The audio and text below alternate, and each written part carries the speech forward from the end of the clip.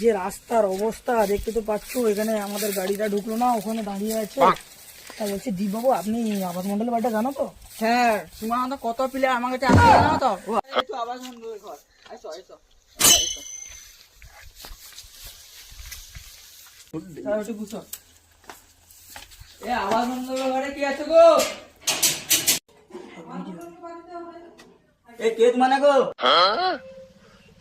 আমি বলছি ওই সরকার থেকে এসেছি এসআই ফর্ম ফিল আপের জন্য।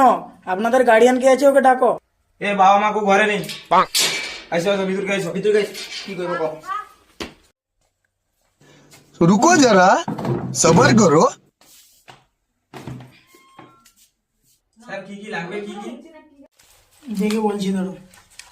হ্যাঁ, আপনার আধার কার্ড লাগবে, আপনার বাবার আধার কার্ড লাগবে, বাবার আধার কার্ড লাগবে, তার বাবার আধার কার্ড লাগবে, আপনার দাদুর আধার কার্ড লাগবে।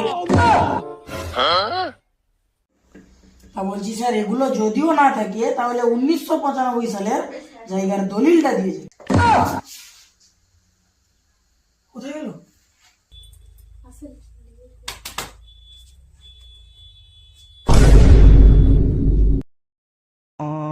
সরাসরি কইলে হয়, মারা বাংলাদেশ যাইতে হবে। এত ঘুরি পিটনা করার কি আছে? ঠিক আছে না?